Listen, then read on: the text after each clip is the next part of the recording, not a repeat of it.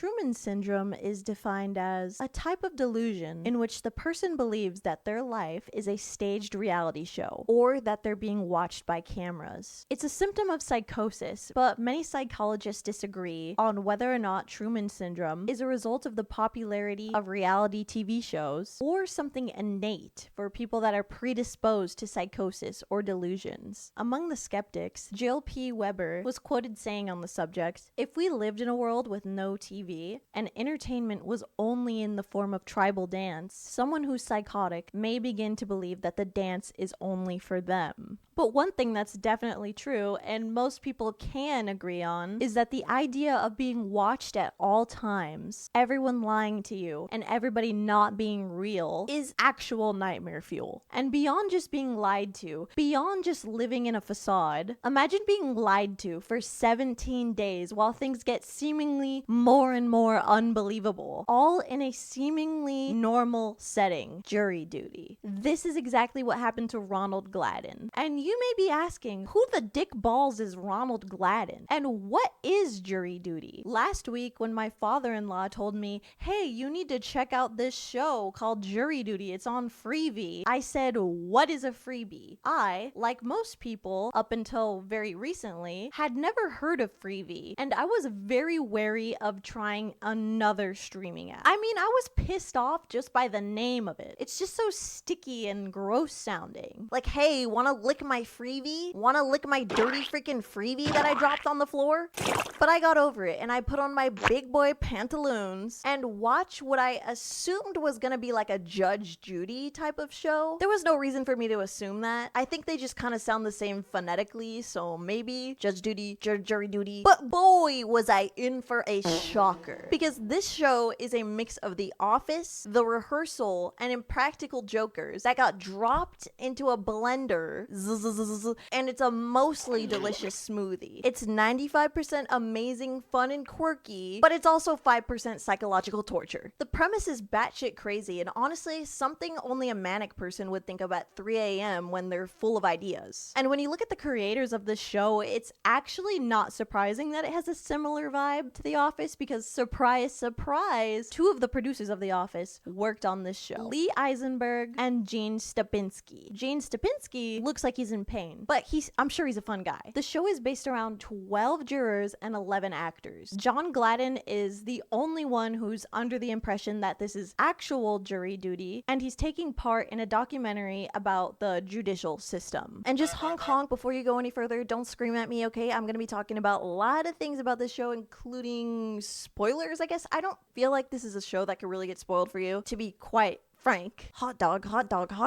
But whatever, just go watch it. Don't scream your little panties off at me. Jury Duty's 8 episodes were filmed over the course of 17 days, and I love this show for many reasons. But one of the things I want to bring up that's a little weird is that I was under the impression this whole time that I was watching the show that this is simply just a prank show, all at Ron Gladden's expense, and at the end he would just get paid off for his troubles, and that's all it is. But no. In episode 8, it's revealed that this is less of a prank on him and more so a series of increasingly difficult morality tests. You were presented day after day with countless challenges, responsibilities, and ethical dilemmas. We've considered all the evidence presented during your trial, and we've decided that you, Ronald Gladden, are a hero. Which is why I've already seen a few articles about this show asking, is it ethical? And I mean, at the end of the show, Ronald Gladden is awarded $100,000. I hereby award you the sum of $100,000. Congratulations, Ronald. What? So hey, if it's unethical, spank my ass and waterboard me into oblivion, because that's kind of a good deal, especially in this economy. Anyways though, let's get to the nitty gritty. Let's talk about what happens in the show before we get into more ethical debates. Because first of all, just based off of entertainment alone, this is a very, unique experience. I mean, maybe this is common, I don't know, but I feel like this can't be that common, because just crazy stuff keeps happening.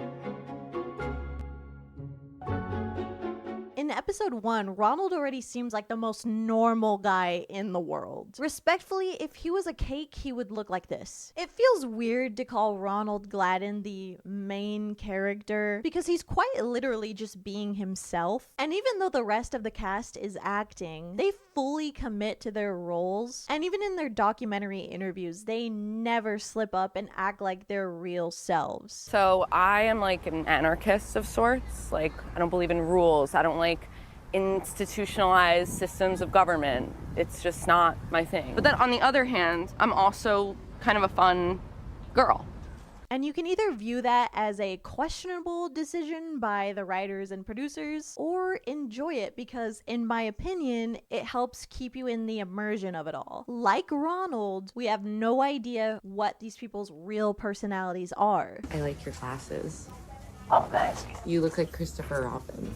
Each one of these actors does a crazy amount of improv, and it's seriously impressive. But a huge standout is James Marsden, who plays an over-the-top, satirical version of himself. Hi, James Marsden. This is nice. How are you feeling after, Feeling like I don't really want it. Oh my God! I love James Marsden, and no, it's not just because I kind of think he looks like Jerma a little bit. It's because he's underrated. He went off in Enchanted. I've been dreaming.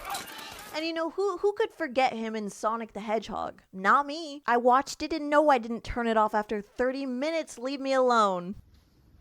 Why did you turn it off? They didn't show any Sonic feet pics. Did you buy or rent Sonic? I signed up. It's a bummer. If you would have bought it, I would have got $1.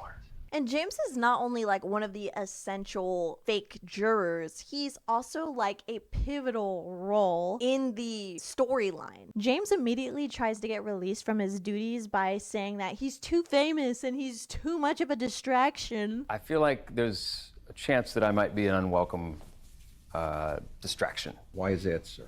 I'm a recognizable public figure.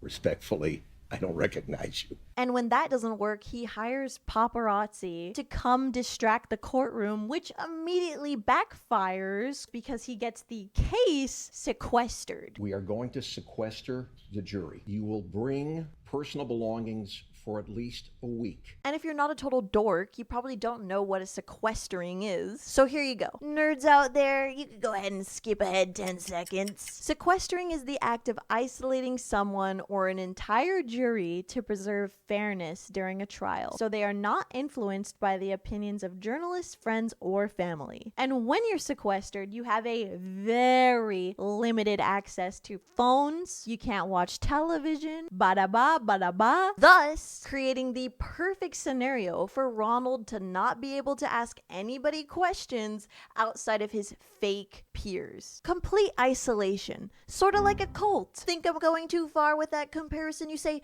Nikki, that's a little dramatic. Okay, isolation is one of the first things that cults try to do to you. They cut off members from the outside world and even each other to produce intense introspection, confusion, loss of perspective, and a distorted sense of reality. Look at me. I know a thing or two about cults. I read a book once. Don't worry about which one it was. The main juror characters are Noah, a dorky Mormon-leaning guy who is blatantly being taken advantage of by his girlfriend. That's your girlfriend? I mean, yeah, it's my girlfriend, but who's that? That could be someone's cousin, maybe, or... Jeannie, who is obsessed with Noah. You just looked cute over here. I'm sorry. What? You reminded me of someone, but then I was like, oh, I actually wanted to ask you if you wanted a chewy bar or a big hunk. Ken, a super quiet and polite owner of a... I am a owner and manager of 2 gumball machines and a sticker machine. There's Todd, a socially awkward inventor. Today he showed up wearing chair pants, which he calls chants to abbreviate. Hello. And of course there's James Marsden.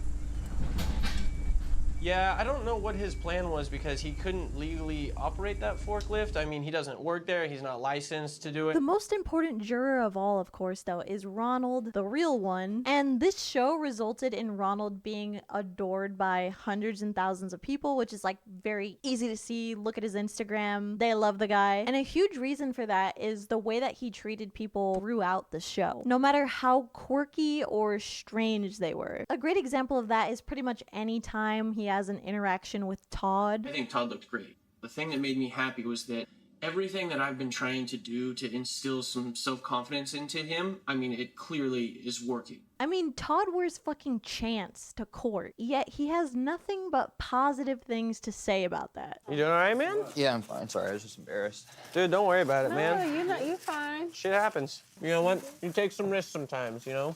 Not all of them pay off. And he even watches A Bug's Life with Todd to help inspire him. He's trying to introduce technology into their lives. That's exactly what Todd is wanting to do. You know, that's what he's passionate about, and I think it's really cool. So I showed him that movie to kind of let him know that, you know, those people tend to be misunderstood in society. Just like it's portrayed in the movie, I feel like they do a perfect job. You know, he's kind of an outcast. People think he's a weirdo. They push him off to the side. And all he's trying to do is just help in his own way.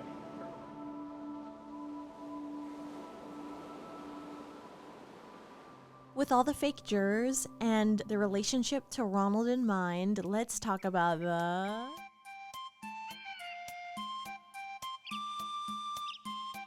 Trevor, the defendant, is a character that's deliberately set up to look guilty at first glance. He was an employee of Jacqueline Hillgrove, or I'm used to people calling me Jacques. at her store called Cinnamon and Sparrow. Trevor allegedly came into work drunk and high one day. He showed up disruptive to work, clearly intoxicated. It was evident to everyone that the defendant both used drugs at work and encouraged others to do so. He tried to press a bunch of shirts, but ultimately fucked up and misprinted thousands of shirts, all while shitting and pissing on himself. Injured party found unresponsive, covered in destroyed property.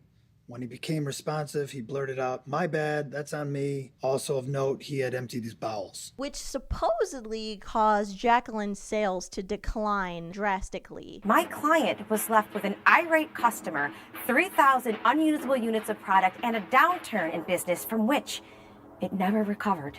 Jacqueline's a Nepo baby. She's very out of touch with any real world problems, so she says stuff like this. From as early as I can remember, people would taunt me. They called me Jackpot Jackie because I'm from a wealthy family. And it's honestly really funny. She's like a parody of like Gwyneth Paltrow or something. I was bullied every day, multiple times a day, for being tall and thin. Average Jacqueline L. Every person who's defending Trevor in this trial is also really just slandering him. Like even his own defense attorney, Sean Sanders, completely turns on him halfway through the trial. Would you even hire you? Don't you think it would be kind of irresponsible for anybody to hire you to come and work for them? No, that's enough. Stop. Because although Trevor is a little troubled, like even in the courtroom, he's slamming his fist down on the table, he's visibly angry. There's plenty of evidence to suggest that he is in fact not liable, which the fake jurors do try to guide Ronald to without making it obvious. Like in episode 4, all of the jurors go to Jacqueline's factory to see where the incident took place, and Lonnie purposefully points out to Ronald that there are marks from barrels that have been moved, therefore adding some weight to the fact that Trevor claimed that he had unsafe work conditions and large barrels of chemicals at his workstation. There were leaky barrels all around here filled with chemicals. There were barrels there.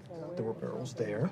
Okay, just there were barrels there. Lonnie also guides Ronald up into a storage area that he didn't want to explore by himself. And this was something that they really needed to get orchestrated because Todd was also up there, and they had planned an event where Todd spills water on his shirt and ultimately puts on one of the misprints. He passed out under a pile of t-shirts, soaked in his own urine. Which reveals that the misprint says Jorf. Fashion-wise, does it look okay? What the is going on? They go to Margaritaville later that night, and a group of old, patriotic, right-wing looking old ass guys are like, "Hey, who is that guy? We love his shirt." Hi, Todd. I'm Steve. Hi, Steve. Nice to meet you. Oh, thank you so much. Oh, thank you. I appreciate And that's when suddenly people around the restaurant express discomfort with the fact that his shirt says Jorf. I did have some customers complain about your shirt, and it's something very offensive. No, I'm sorry. I didn't mean to cause any trouble? So what does jorf mean, you might be asking? Well, it turns out to be a racist dog whistle. I'm gonna look it up. I'm gonna look it up. It says it's a secret code for white supremacists to identify each other. What? And boy, did I really expect that to come back into the plot of the fake court case. I thought it was going to be an explanation as to why Jacqueline was trying so hard to pass that blame onto Trevor, because maybe they were purposefully made jorf shirts and she didn't want to take the blame for that. Maybe Jacqueline is freaking racist. And I really think that would have tied things together in the end with Trevor being innocent. And maybe that was on the table, but it didn't come up because most of this show is improvised. So if that had been questioned, maybe that would have been unveiled. I think Jacqueline's fucking racist, but I digress. Poor Todd, though. All he wanted was to not be slimy, and he ended up looking like a racist. And amidst all this chaos, Ronald gets appointed to be foreperson, giving him even more responsibility over what happens to Trevor. I'm hoping that you are up for it. You're the guy who's in charge. If he's gonna go to jail or not, if his life is gonna be changed negatively for years to come, it's a big responsibility. A responsibility that he didn't even want. The judge gives... No, I don't want to do this. Yet he takes it so seriously and takes it so well in stride to try to do the right thing. And throughout all of this, of course, Ronald is pointing out bizarre things that are happening. This is insane. There's so many crazy things keep happening. And every time Ronald brings up anything being bizarre, none of the other cast members will bite. He just keeps waiting for somebody to agree with him about all this insanity, and nobody ever does. How are you that psychic? Because this happens every day, Barb.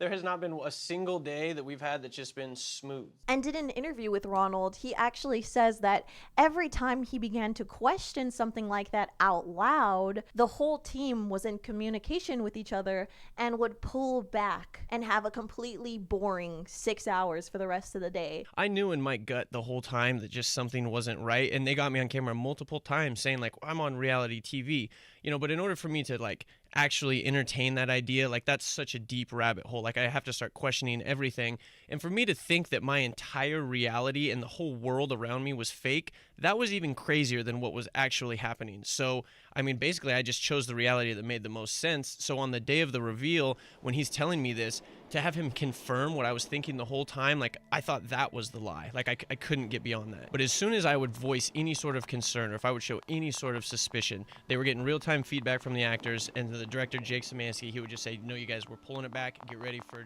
nothing for the rest of the day. So that's when I don't know what to think, Marlon.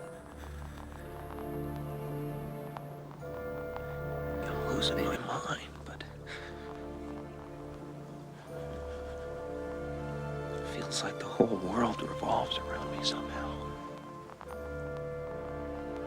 It's a lot of world for one man, Truman. Sure that's not wishful thinking?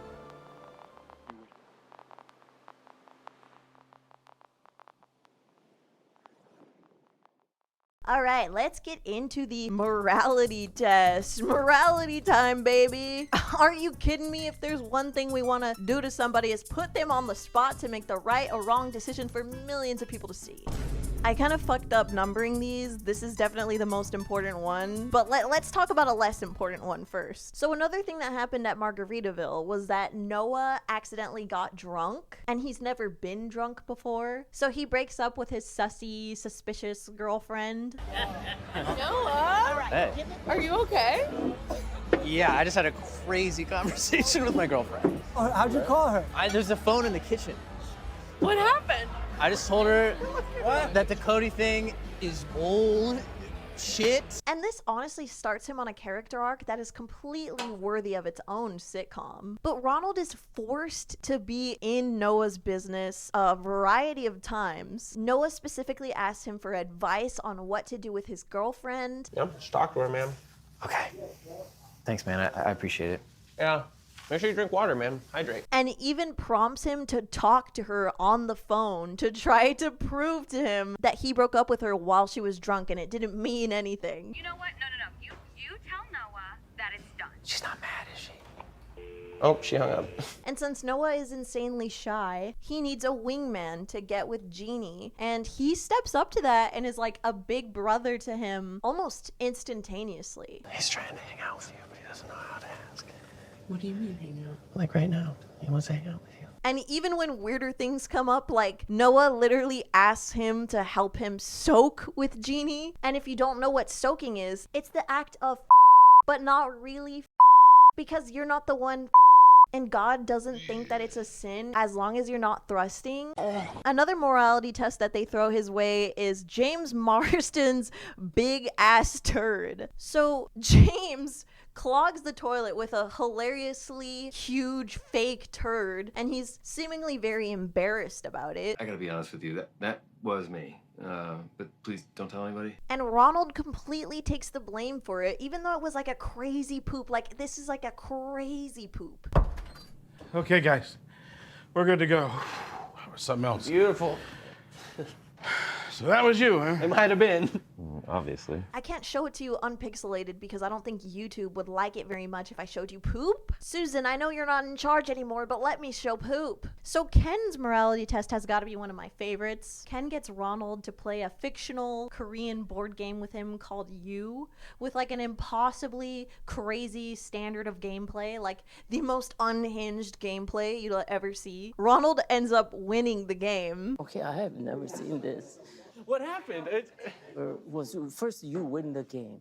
I won the Yes, game. you win just the like game. That. Why?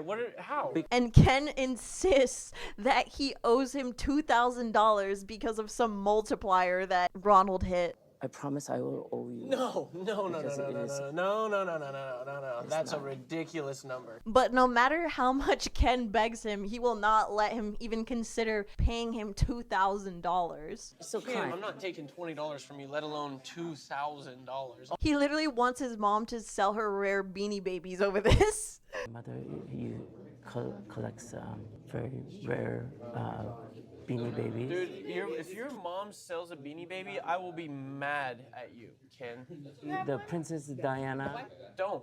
No. The most important morality test, of course, was defending Trevor because against all odds, against all slander, Ronald made sure to convince all these fake jurors that he was, in fact, not liable. Like, Jacqueline's lawyer comes in with various smear campaigns, even against Trevor's own friend who speaks highly about him. It's true, isn't it, sir, that you were once arrested for masturbating in a public movie theater? That's correct, isn't it? But regardless of whether or not Trevor's friend jerks off to robots, He said that Trevor was a really nice guy, but then it came out later that he masturbated his penal off at the Grove. What was the movie? It was Pacific Rim Uprising. Ronald was willing to give him the benefit of the doubt. I mean, damn, they even had his own mother come in and talk shit about him. I'm sick of having my house be a mess all the time, and I just hate living in it. I hate living in it. Saying he's irresponsible, all he does is smoke the Zaza. His own mama called him a bum. And I mean, if that makes you a criminal, then damn, lock me up. In the end, Ronald was able to pass all of the morality tests with flying colors. And the show isn't wrong about how infectious Ronald's positivity is. Ronald's refreshing kindness and relatability is both what makes this such a fun show and also what makes it kinda creepy. Mr. Foreperson, could you come up here with the verdict? All right, here we go. Ready, guys? Here we go. The Truman Show is a 1998 sci-fi drama where the main character, Truman Burbank, finds that he has been an unsuspecting star of a reality TV show. He's filmed for 24 hours a day. Things in his life are manipulated in order to further the director's plot of the show. The director's goal is ultimately to capture Ronald's real emotions and make him as relatable as possible. The audience oohs and ahs as he does everyday acts of kindness. An insidious detail is that there are ad placements orchestrated by his fake peers around him. Anytime Ronald doubts the world around him, every actor in his fictional world pivots to prevent him from finding out the truth. In this interview, James Marsden remarks about how he at one point questioned the ethics of this show. At first, I was like, boy, wait, we're like fooling this guy for 3.5 weeks of his life. I started questioning the morality of this, but like he was such a good human being. And in this interview, Ronald Gladden remarks about how the show made him feel paranoid in some ways. How did it take you to adjust back to real life? Oh, so I didn't go back to work for easily a month after I found out. Like it was quite the process. I didn't even begin to process how I was feeling about it until the weekend after. James was wonderful about this. I was messaging him the weekend after and I was like, hey, I'm kind of feeling a little paranoid. I don't know if this is normal. Are there still cameras following me? And so James, just being the wonderful human that he is, he calls me right up. We were on the phone for 30, 45 minutes and he really started to help me. Well, firstly, he assured me there are no cameras following me anymore, and then he started helping me just kind of work through all these feelings. Even though he knew that he was being filmed part of the time for this fake documentary, there were plenty of other hidden cameras that he was entirely unaware of. And even though he himself says that he feels so much love and support from the cast and the crew of the show, he still agrees that he did in fact live out a real-life Truman Show. Everyone's comparing this to the Truman Show. Of course. You are the real-life Truman Show. Yeah, truthfully, I think that is the best way to describe it. I got Truman Show'd in real life. Like, they created an entire world around me. More than just the courtroom, like the hotel I was at was fake. Anytime we went out, I was surrounded by actors. I was always being escorted. Like, my entire world was fake. Was nothing real? You were real. It's what made you so good to watch. What I'm saying is, it was all Listen to me, fake. There's no except more for one truth important out element. there. You. The psychological effects of reality TV shows have been called outright despicable at times, with some of its former stars claiming that it completely ruined their life. Now, is that what's happening to Ronald? I don't think so. And only Ronald really knows how he feels about this whole situation, and he does genuinely seem like such a sweet guy, so I can only wish him the best. And I'm not mad about being bestowed the title of a hero. I'm thrilled, but it's almost like I disagree with it, because if you look at everything that I did, like, ultimately I was just trying to be just a decent human being, just extending kindness and being respectful to everyone just automatically. Like, I feel like those should be the default. So that's why it's just a weird feeling, because I just feel like that's how we should be, right? Like, how is that heroic? And just like with Truman, one has to wonder what happened to him after he re-entered the real world.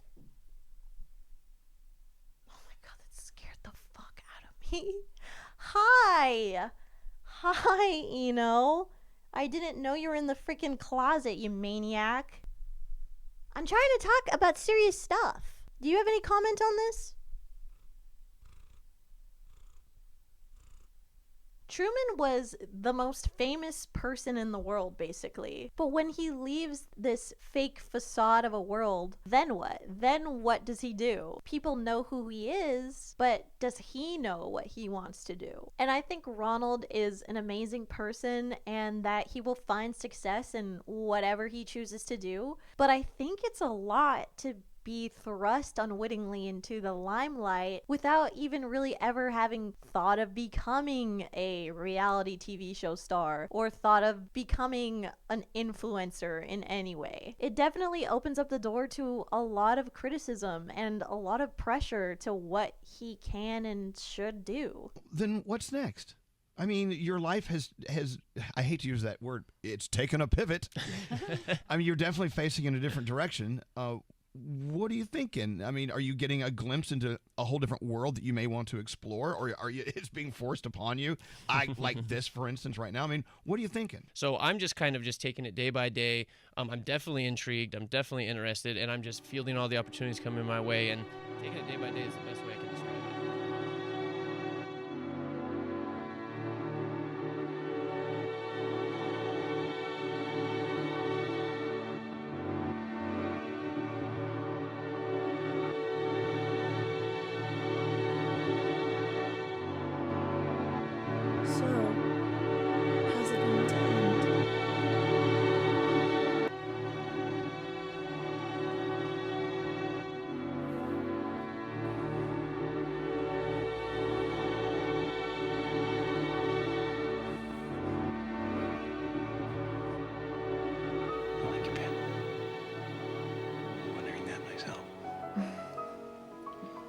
Would you want to maybe possibly